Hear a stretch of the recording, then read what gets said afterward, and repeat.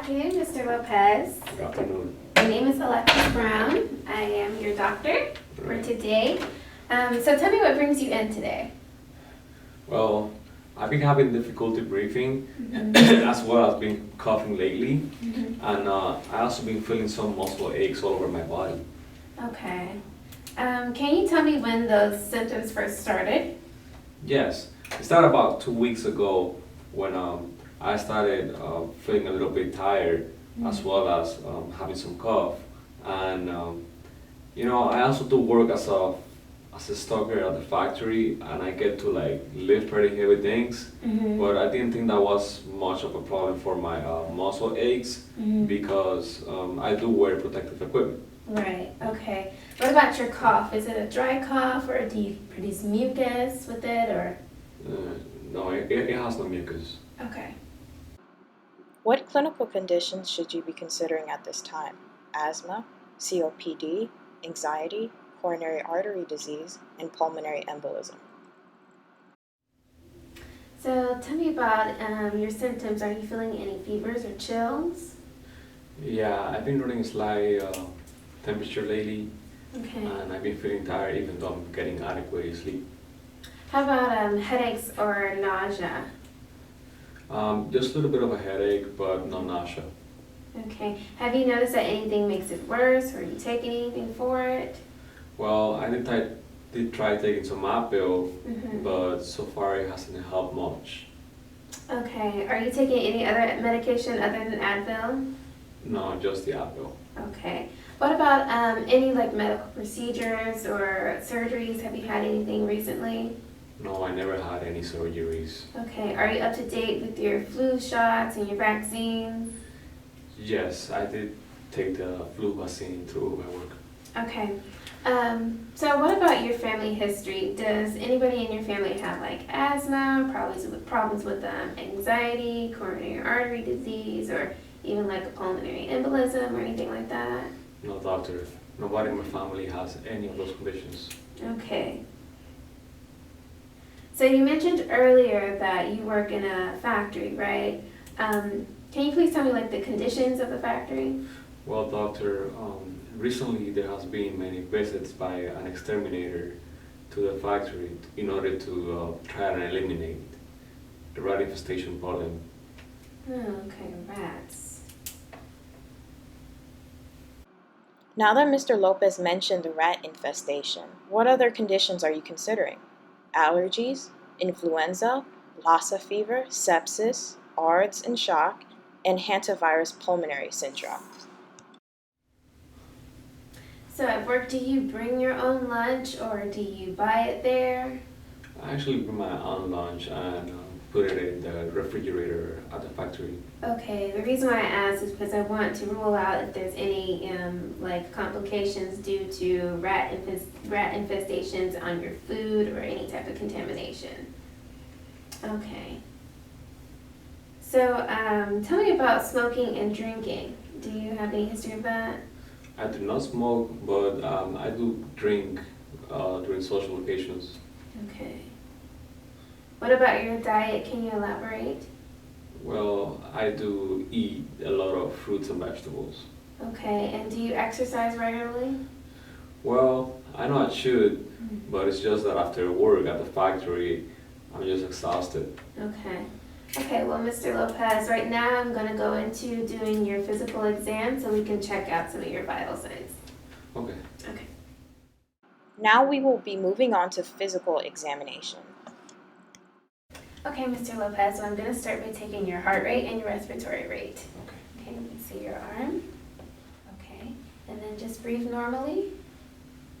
Okay. Well, your heart rate is 115 and your respiratory rate is about 25, which is pretty elevated. Yeah, I've been feeling like my heart has been racing lately. Oh, really? How long have you been feeling this heart racing? Since this morning when I woke up. Okay, let me take your temperature. Sure.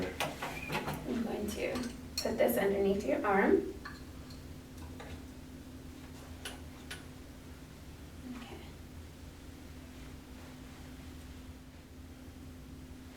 Oh my, yes. You're at 101.7, which is very concerning. Well, I'm not surprised. I'm even feeling worse than I did this morning. Okay.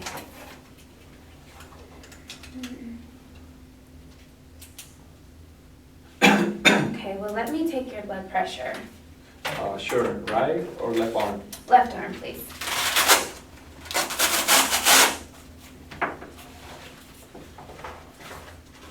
Okay, this is going to be a little bit tight.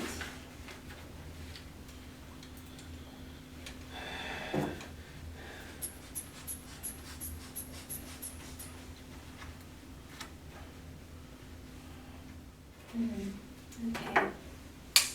Well, your blood pressure is pretty low. It's 100/65, and that is very concerning. So let me check your ankles for edema or swelling, and then you'll check your nail beds. Okay. You check your nail beds and your lips for cyanosis. Okay. Yeah. Okay, well, it appears that you have a little bit of cyanosis and there's swelling in your ankles, and that tells me that your extremities are not getting enough oxygen. So let me listen to your heart and your lungs. If you would lay back on the table for me.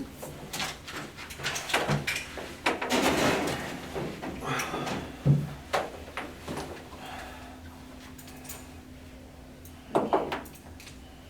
Just going to listen to your chest.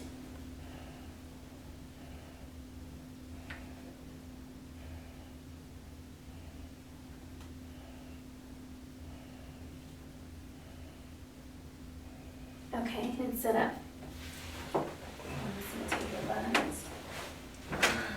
Okay, take a deep breath in and out, and in, and out, in, out, in, and out. Okay, Mr. Lopez, it sounds like I hear an extra heartbeat or extra heart sound, and that's abnormal. And also I hear a little bit of rales or edema in your lungs, so that tells me that there's fluid in your lungs. That's very concerning to me, so I'm going to admit you into the ED. Sure. Okay. Mr. Lopez is admitted to the hospital and he is treated for shock and is fortunately stabilized 5 hours later. After stabilization, multiple lab tests were ordered and a blood test was taken in order to determine the cause of the patient's shock. The ELISA bioassay tested positive for the IgG, IgM HANTA-specific antibodies. The blood test revealed an elevated leukocyte count, and after histological examination, a left shift was revealed. Left shift is an elevation of the immature leukocytes in the blood, which is indicative of a systemic infection. This is a normal response.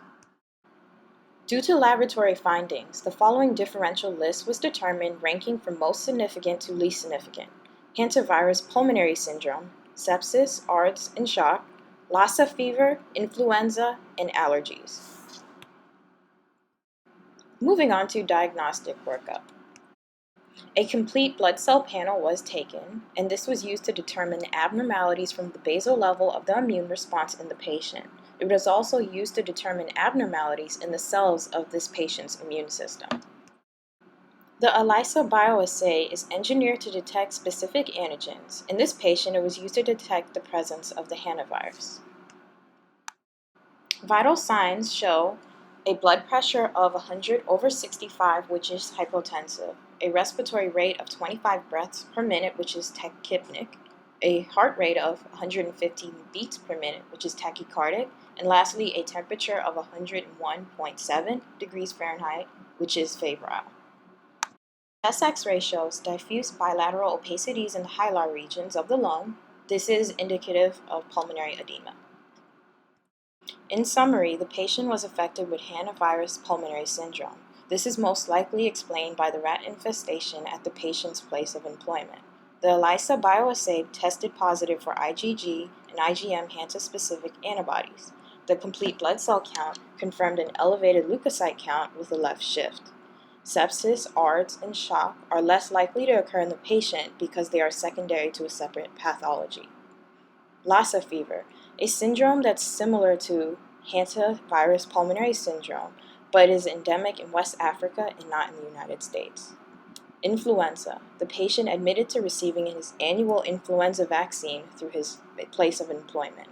Influenza is also unlikely to cause the shock. Allergies. The patient has no known allergies, so this is unlikely the cause of his homeostatic disturbance.